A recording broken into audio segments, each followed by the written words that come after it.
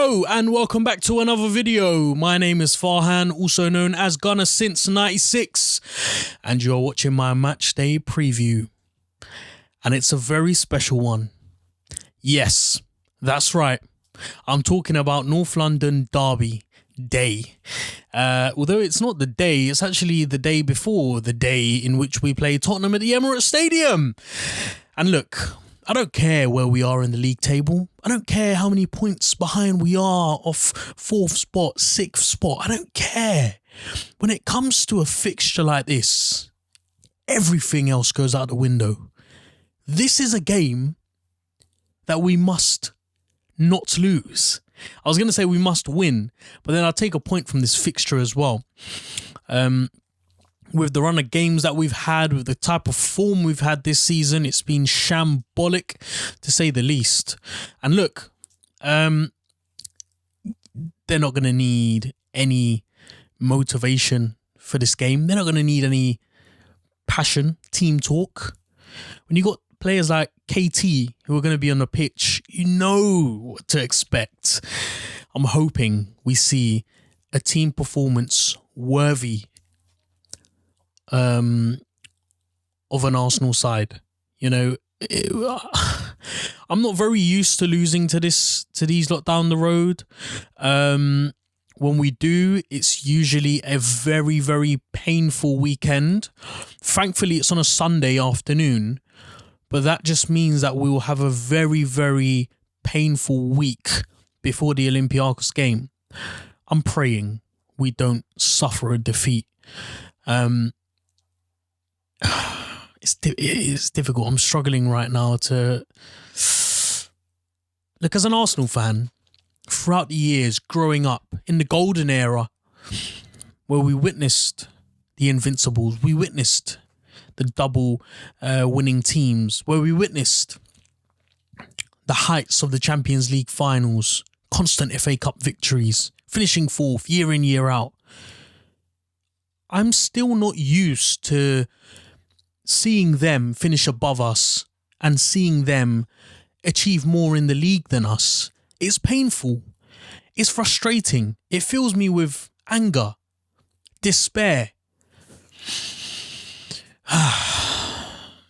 You know, I often try not to work myself up around this issue with the competing with both teams, you know, the North London Derby, and comparing both teams and how much they've achieved, etc., etc. It does boil my blood a little bit. I do get a little bit irritated by, you know, the fan base constantly mocking them when, to be honest, they look like a far more established football side than us. They've got a manager who wins stuff on a regular basis. They've got a strike force, which is one of the deadliest in Europe. They have a stadium which holds more capacity than ours, but their trophy cabinet still remains empty. Yes, now I remember why I don't need to work myself up about it, because they haven't got shit to show for it. This is probably one of the very few times I've sworn on my channel, and I made a promise to myself not to, but this is an exception. This is a rare exception. Look, I'm going to talk about Arteta's press conference. It wasn't much of a press conference. It was more of a 3-minute video of him sitting down, being asked questions by a female reporter whose name I can't remember from the top of my head.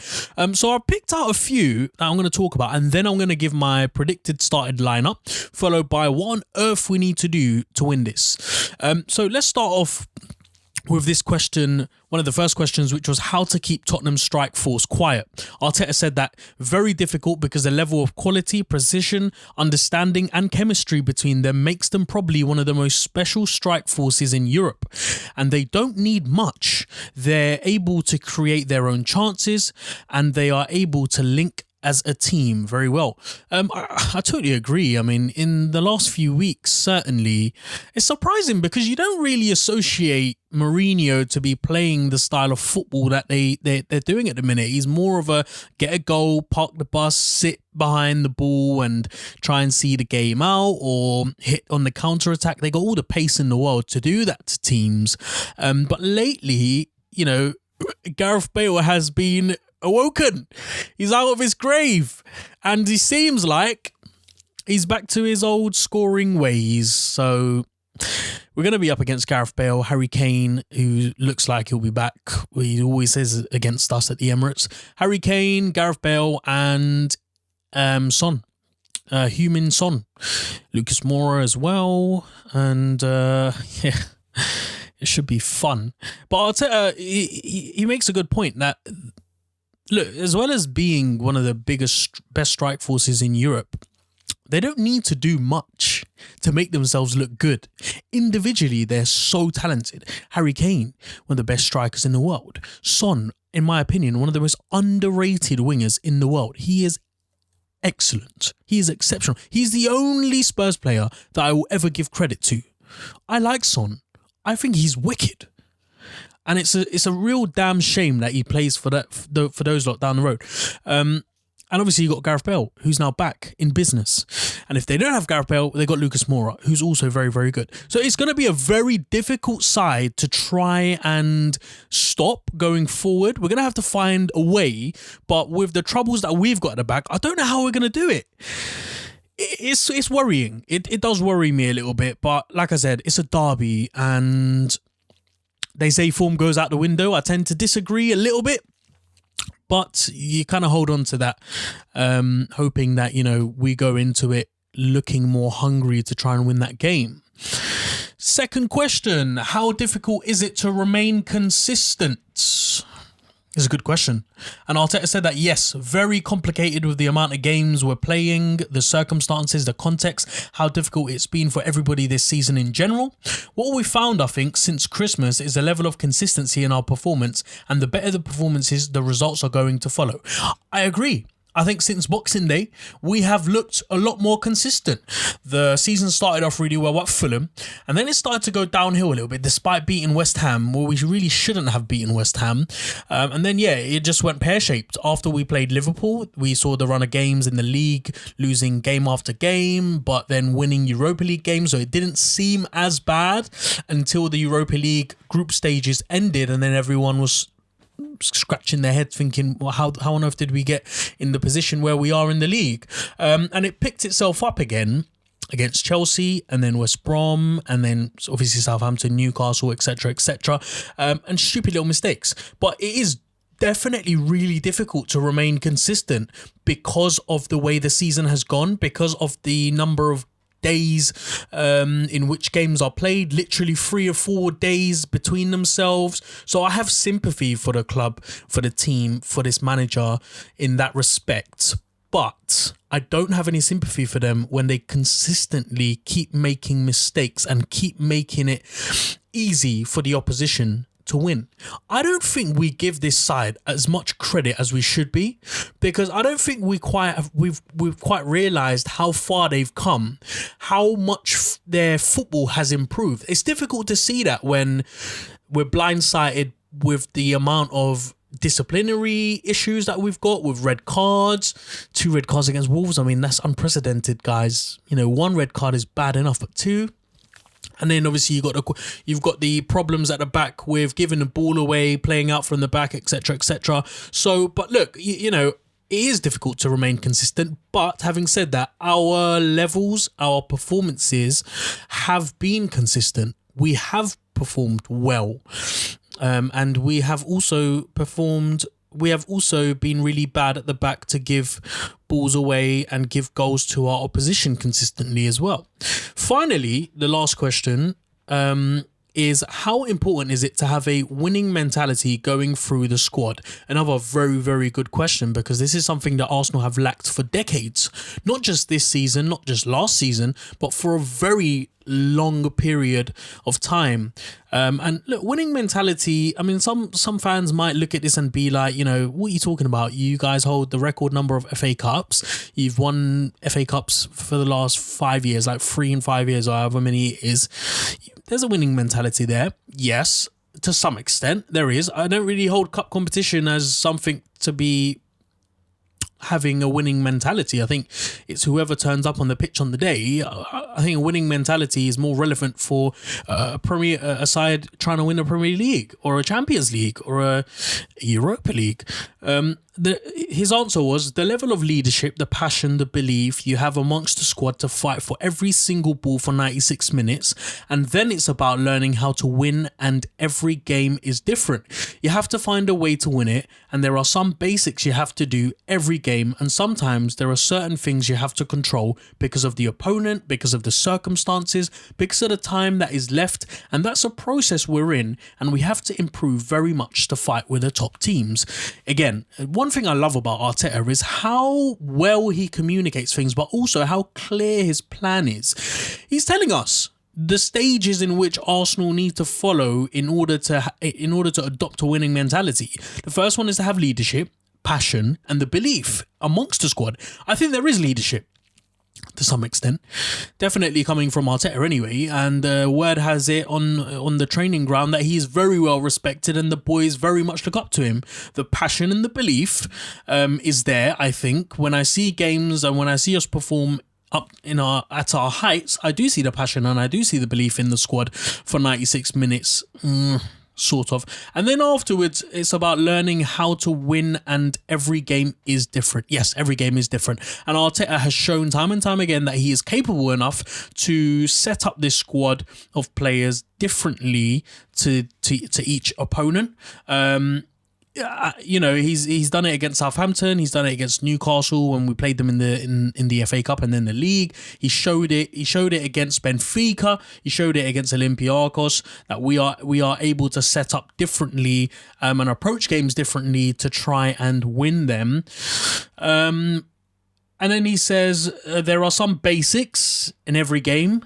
And sometimes there are certain things that you have to control because of the opponent, circumstances, and the time. And I think that's where we are right now. We are at a stage now where we are trying to adapt ourselves in different situations against different opponents in different circumstances.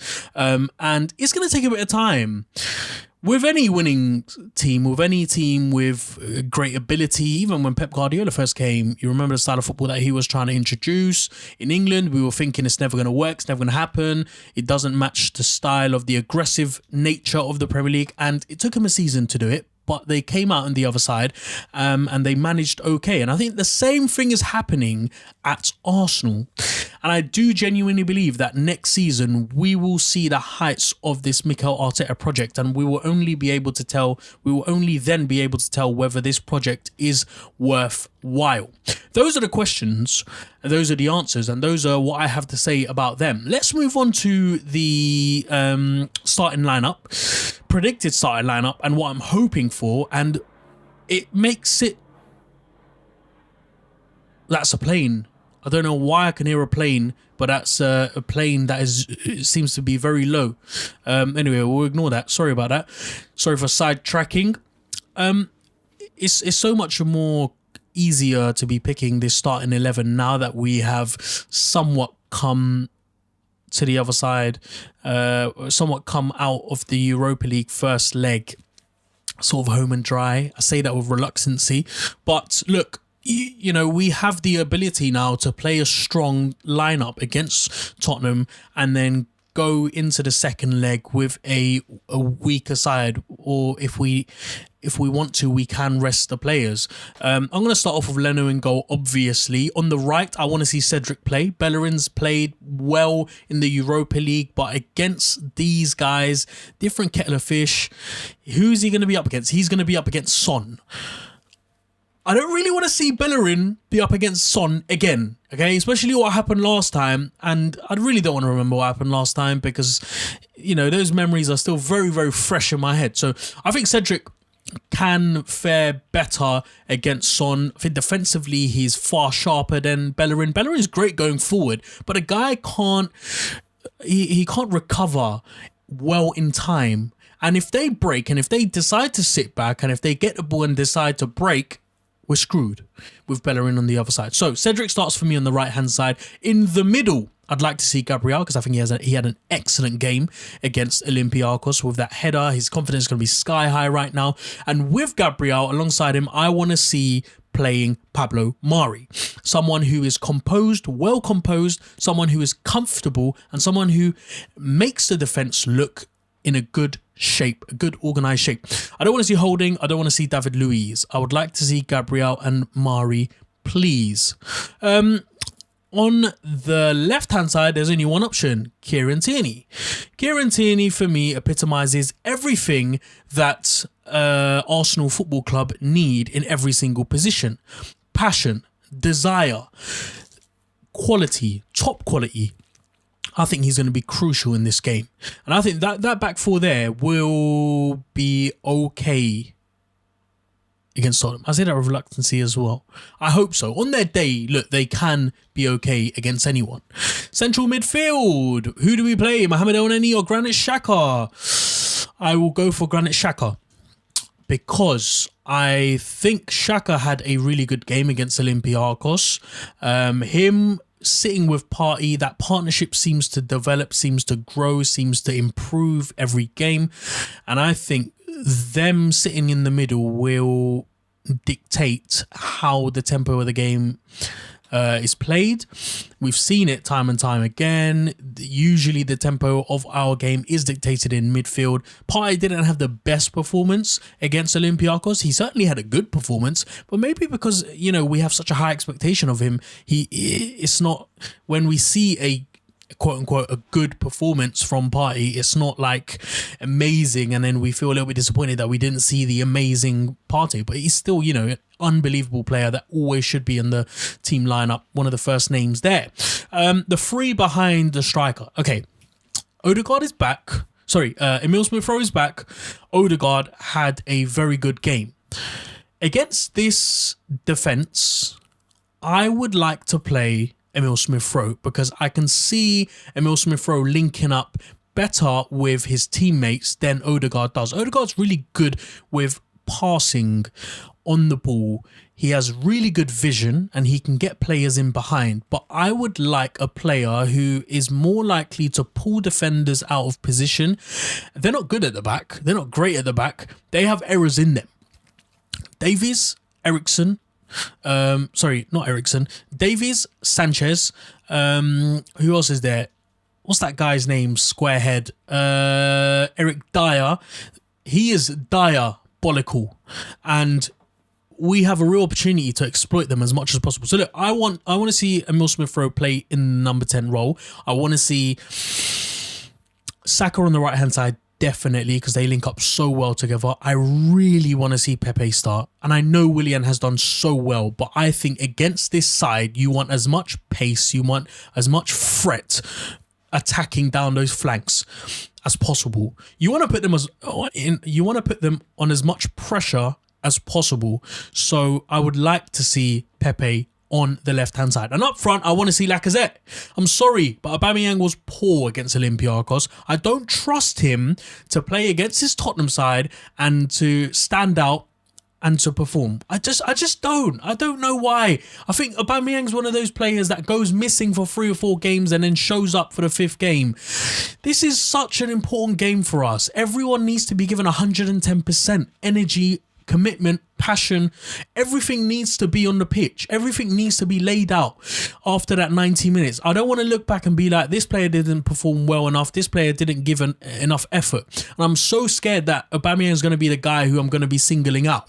So I'd rather protect him. I'd rather protect him from any criticism. Put Lacazette there, who I know will do an amazing job to link up well with Smith-Rowe and Saka, to play those triangle passes amongst themselves and to easily walk through that defence. Arsenal, I don't know how Mikel's going to approach this game, but I think we need to fight fire with fire. I think I know what Tottenham are going to try and do, which is trying to get it to the players like Son, Bale, Kane as quickly as possible. I think we need to try and play. This is going to be a controversial statement, but I think we need to try and play a high line against them. I know the risk of getting the ball over the top and allowing them to run past us, but if we have a organised, structured back four who are tracking their players, who are man-marking their players, it's going to be difficult for them to do that. And I don't feel comfortable with allowing Son, Kane and Bale anywhere near our penalty box. I don't want to see them there, and you know, the fresh memories of Son's goal against us is something I'm still recovering from. I don't want to see Bale take a 25-yard shot, curler, top corner, none of that. Play a high line, possess in the middle, try and release the likes of Pepe and Saka as soon as possible, use Odegaard and Lacazette to do that. We've got it, man. We've got this game. We can beat these lot. It's not going to be difficult. I don't think it's going to be difficult. I'm lying to myself. It's going to be difficult. It's going to be very difficult. But it's whoever turns up on the day who will take the 3 points. Now, what do I see the result being? I think Arsenal can win this match. And I think they can win it 2-1. However, it's totally down to them. I would like us to go in there with a positive mind, knowing that we've beaten Olympiacos 3-1. And I would like us to approach this game as bullish as possible. I'm going to leave it there because I think I've been waffling on for long enough. But if you've reached the end of the video, give yourself a pat on the back. Thank you very much for all the support. If you like the video, please do give it a thumbs up. Subscribe to the channel if you haven't, and hit that bell notification to be notified every time I release a video. I'll be back again tomorrow for my post-match reaction video. I really hope it's a good one. I really, really do. I do not want to come on here and show my worst side. I really wouldn't like you guys to see that. But look, until then, stay home, stay safe, and enjoy the game. Thank you very much. Bye-bye.